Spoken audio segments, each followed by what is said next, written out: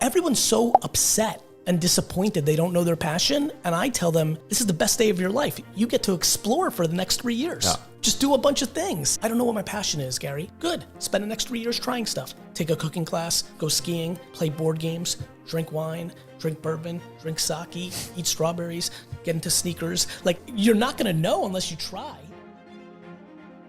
There's 3 P's that you gotta annihilate, crush, or destroy if they're getting in the way of your progress in a relationship or your career or your happiness or your health. These are the 3 P's that make learned helplessness. Number 1, you think the problem is permanent. Once you've had enough disappointment, sometimes your brain doesn't want to get disappointed, so it's a permanent problem. Please write down, no problem is permanent, only your soul is permanent.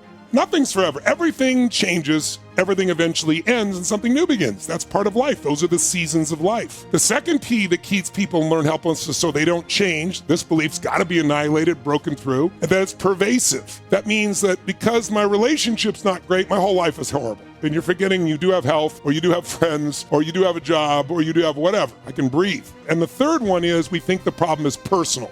There's something wrong with me. And if you start believing that, it becomes self-fulfilling. You give up. See, I'm not good enough. I'm not beautiful enough. I'm not smart enough. I always screw it up. So those 3 P's got to be destroyed. What I'd like for you to do right now, I want you to think about your dream, because I'm in a room full of dreamers. Think about your dream right now. I want you to think about it and envision it. Now, ladies and gentlemen, let me share something with you. I do not believe that any of us have dreams that were not given to us for the purpose of accomplishing those particular dreams. And I want to share something with you that has changed my life.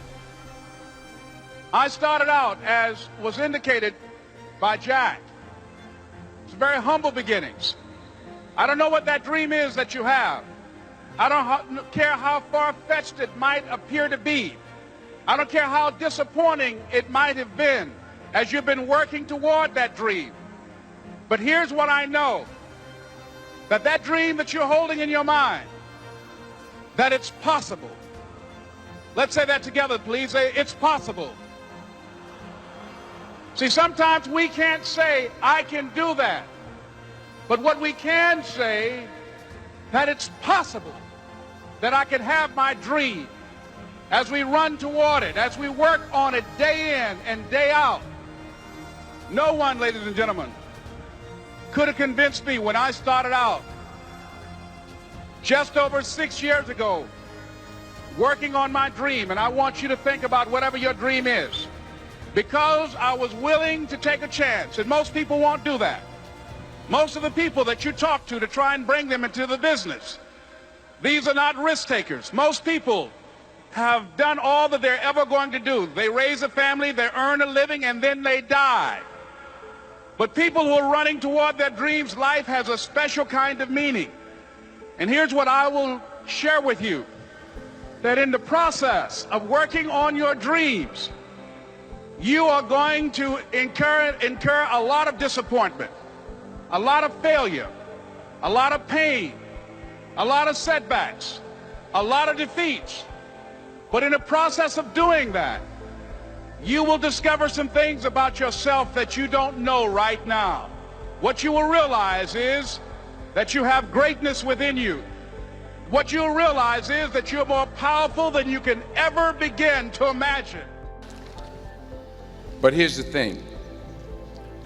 I didn't quit.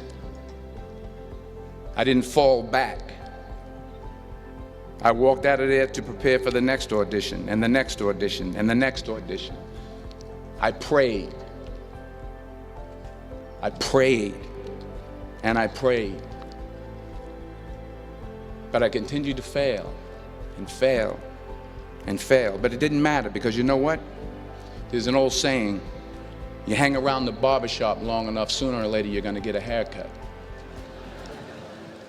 So you will catch a break, and I did catch a break. Last year, I did a play called Fences on Broadway. Someone talked about it. Won the Tony Award. But here's the kicker. It was at the Court Theater. It was at the same theater that I failed that first audition 30 years prior. The point is, and I'll pick up the pace, the point is every graduate here today has the training and the talent to succeed. But do you have the guts to fail?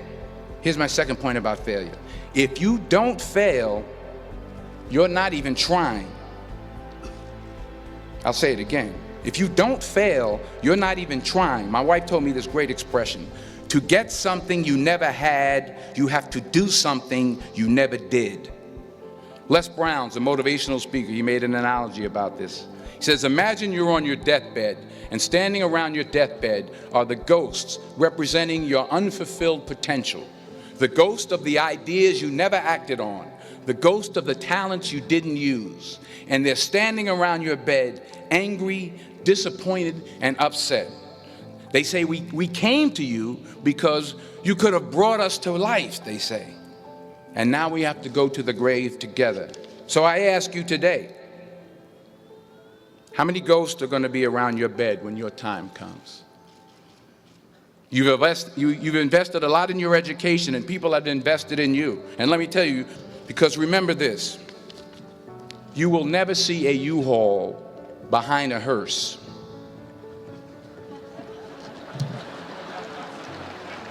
I'll say it again.